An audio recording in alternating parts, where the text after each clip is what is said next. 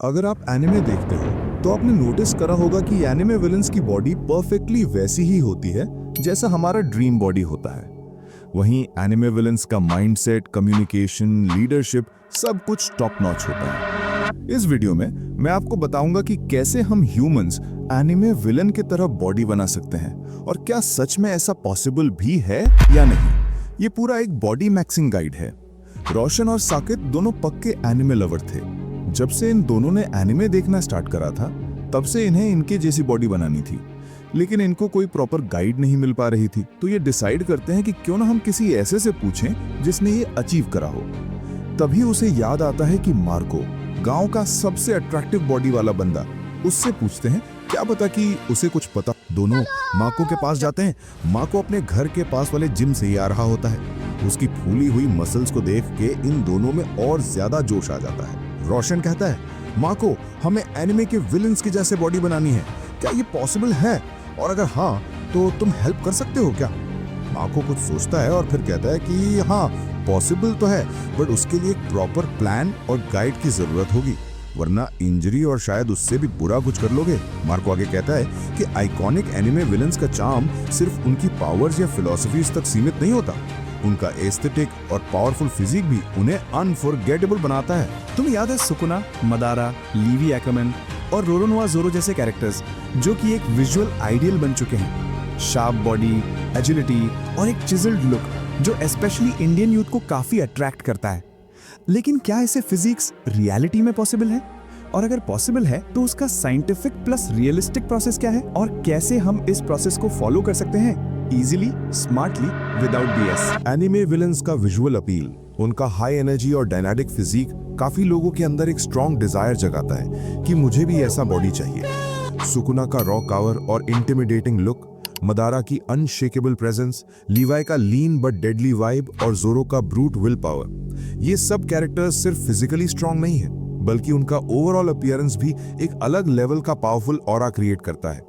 लेकिन सवाल ये उठता है कि क्या ऐसा फिजिक रियल लाइफ में पॉसिबल है या सिर्फ ये फिल्मी बातें हैं? इस लुक का सबसे इंपॉर्टेंट फीचर होता है वी टेपर, मतलब ब्रॉड शोल्डर्स और वाइड बैक जो ग्रेजुअली एक लीन वेस्ट तक टेपर होती है। उसके साथ एक डिफाइंड कोर, एब्स और शार्प जॉ लाइन इस पूरे विजुअल को और भी पावरफुल बनाते हैं। एग्जाम्पल के लिए सुकुना का वाइड शोल्डर्ड फ्रेम, लीवाई का lean sharp no nonsense physique, Madara का मस्कुलर बल्क और शार्प फीचर्स और जोरो का रॉ मसल पावर और विजिबल गेन्स, ये सब परफेक्टली रिप्रेजेंट करते हैं द विलन बॉडी वाइब। लेकिन असली विलन फील सिर्फ बॉडी से नहीं आता, माइंडसेट से आता है।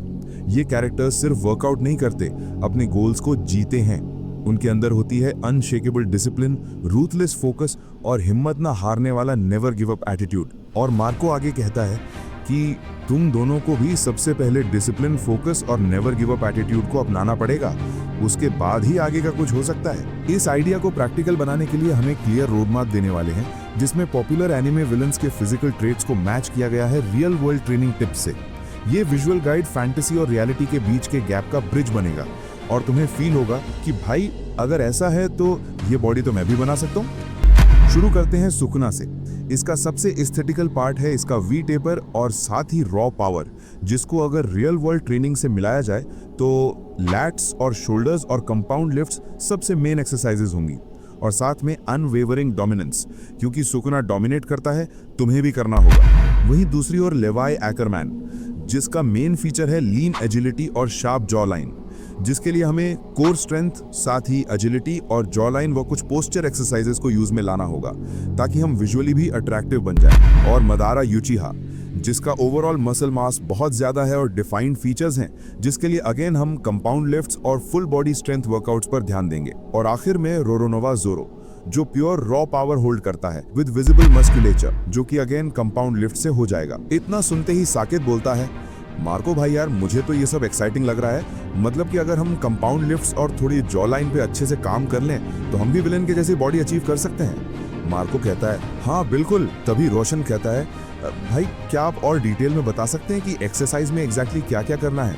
मार्को बोलता है, ऑफ कोर्स यार, वीडियो अभी खत्म थोड़ी हुई है, अभी तो आगे मैं तुम्हें एक्सरसाइज और डाइट बताऊंगा जो कि सबसे इंपॉर्टेंट पार्ट होगा इस वीडियो के लिए। मार्को कहता है कि एक एनिमे विलन जैसी फिजिक अचीव करने के लिए डेडिकेटेड मेहनत चाहिए, लेकिन ये मेहनत साइंटिफिक प्रिंसिपल से गाइडेड होनी चाहिए।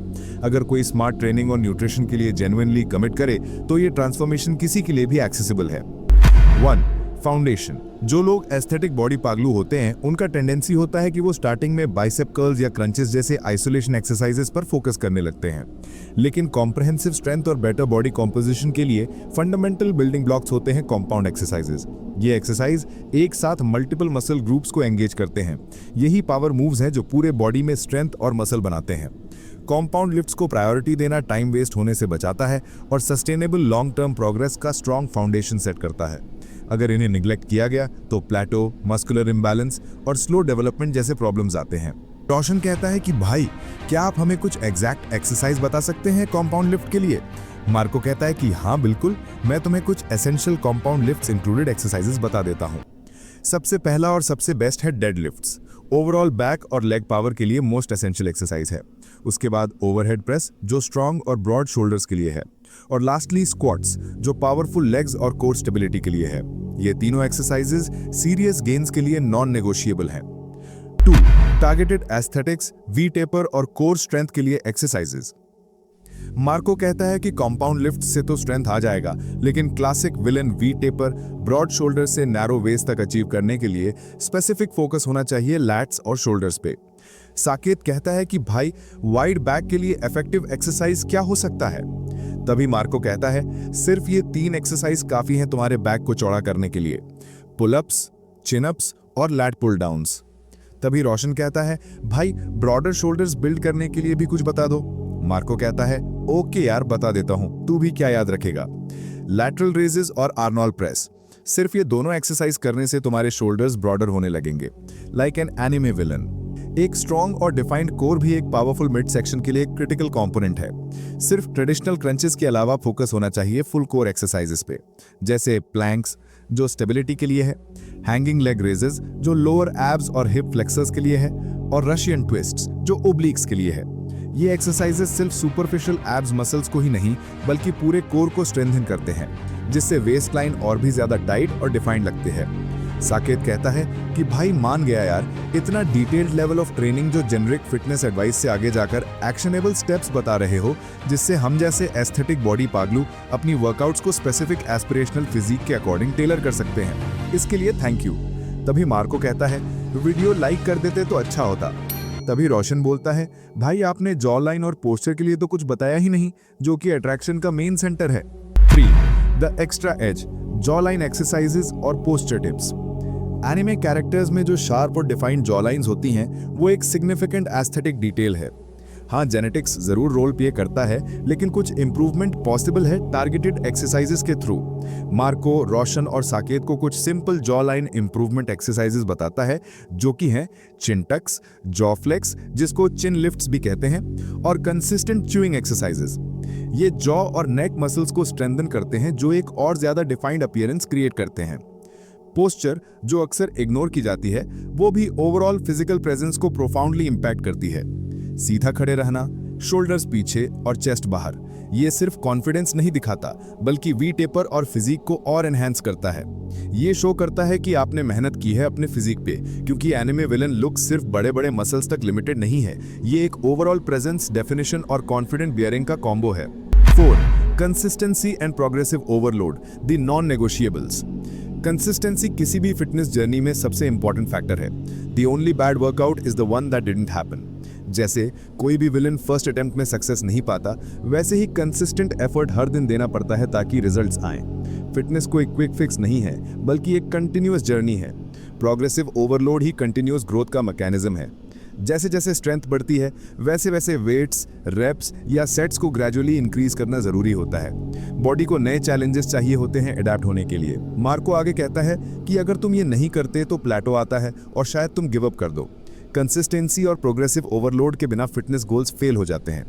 इन फंडामेंटल प्रिंसिपल्स को सीधे एड्रेस करके लोग अपने पिटफॉल्स अवॉइड कर सकते हैं और जेन्युइनली वो बॉडी जो ड्रीम है तुम दोनों का वो अचीव कर सकते हो। तभी मार्को उन दोनों का ध्यान न्यूट्रिशन और डाइट की तरफ लाता है और कहता है कि इफेक्टिव ट्रेनिंग तभी काम करती है जब उसके साथ प्रॉपर न्यूट्रिशन भी हो, क्योंकि बॉडी का ट्रांसफॉर्मेशन मोस्टली डाइट पे डिपेंड करता है।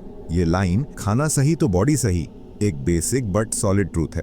1. कॉमन इंडियन फिटनेस मिथ्स का रियलिटी चेक। डाइट प्लान बताने से पहले कुछ कॉमन गलत फहमियां जो इंडियन फिटनेस सर्कल में फैली हुई हैं, उन्हें क्लियर करना बहुत जरूरी है। ये मिसकंसेप्शंस प्रोग्रेस को स्लो कर देते हैं। सबसे पहला मिथ कि शाम के 6 के बाद खाना खाया तो फैट बढ़ जाता है, जबकि रियलिटी ये है कि ये टोटल बकवास है।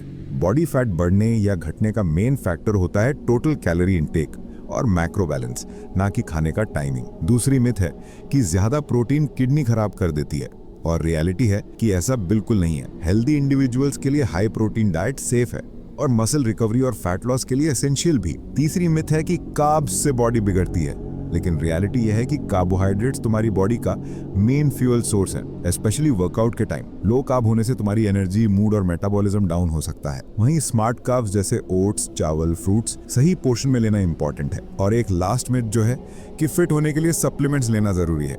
रियलिटी, सप्लीमेंट्स तभी काम आते हैं जब तुम्हारा पूरा फूड डाइट ऑलरेडी स्ट्रांग हो। रियल फाउंडेशन हमेशा घर का सिंपल खाना ही होता है। साकेत कहता है कि भाई कसम से आज तुमने मेरी आंखों पे से पर्दा हटा दिया। मार्को आगे कहता है कि चलो अब मैं तुम दोनों को कुछ प्रैक्टिकल और देसी style solutions for muscle gain and fat loss बता देता हूँ। 2. प्रैक्टिकल और देसी style solutions for muscle gain and fat loss. Good news ये है कि ट्रेडिशनल इंडियन खाने में ही ऐसे काफी सुपर फूड्स हैं जो तुम्हारे फिटनेस गोल्स को फ्यूल कर सकते हैं। एनिमे विलन जैसे फिजिक घर की रसोई से ही बन सकती है। सिर्फ स्मार्ट फूड चॉइसेस और पोर्शन कंट्रोल फॉलो करना है। किसी ब्लाइंड या बोरिंग डाइट की जरूरत नहीं। The most important thing is कि protein is king. Muscle gain और फैट लॉस दोनों के लिए प्रोटीन सबसे इंपॉर्टेंट न्यूट्रिएंट है। राशन जो कि नॉनवेज है, उसके लिए मार्को बताता है कि वो एग्स, चिकन ब्रेस्ट और फिश खा सकता है। वहीं साकेत जिसके लिए मार्को वेज सोर्सेज बताता है, पनीर, दाल और चना राजमा एंड और भी लेग्यूम्स। प्रोटीन की बात करने के बाद मार्को कहता है कि कभी भी कार्ब्स को विलन मत बनाओ। कार्ब्स से फैट नहीं बनता,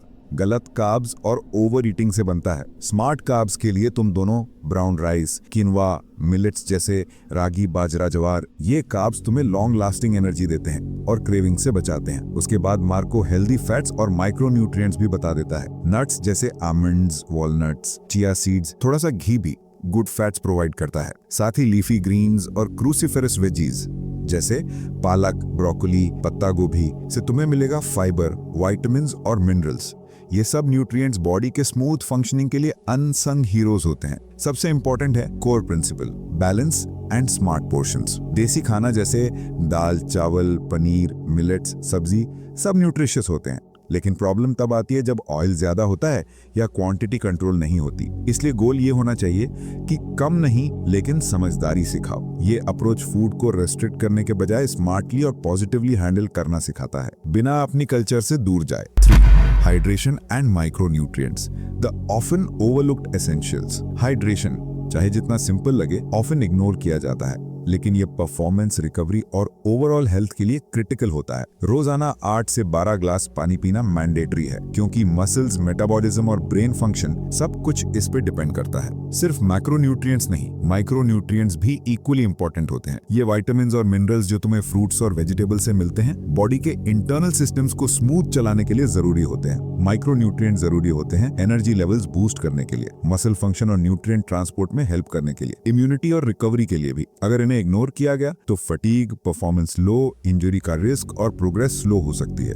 यानी फिटनेस गोल्स अचीव करने के लिए माइक्रोन्यूट्रिएंट्स भी मस्ट हैव टूल्स हैं। इतना बता के मार्को जैसे ही वहां से जाने लगा, तभी रोशन कहता है कि भाई जब मोटिवेशन कम पड़ने लगे और सब कुछ छोड़ देने का मन करने लगे, तब क्या करूंगा मैं? मार्को कहता है चलो इसका भी सोल्यूशन बता देता हूँ, और हाँ, ये लास्ट बात रहेगी, ओके? असली विलन पावर सिर्फ मसल्स में नहीं होती, माइंडसेट में होती है। यही सबसे बड़ा गेम चेंजर होता है किसी भी ट्रांसफॉर्मेशन जर्नी में। 1. विलन ड्राइव अडॉप्ट करना, डिसिप्लिन, रेजिलियंस और मेंटल टफनेस। एनिमे विलन्स की स्ट्रेंथ उनके साइकोलॉजिकल मेकअप से डीपली कनेक्टेड होती है। फिटनेस के बारे में कहा जाता है 80% मेंटल, 20% फिजिकल।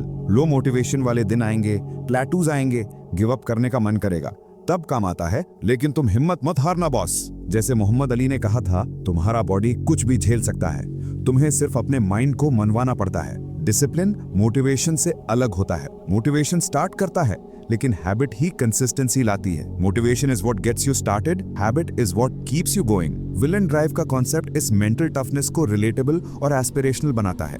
ये मेंटल ब्लॉक्स को ब्रेक करता है और मैसेज देता है, तू कर सकता है, बस रुकना मत। 2. Patience and self love.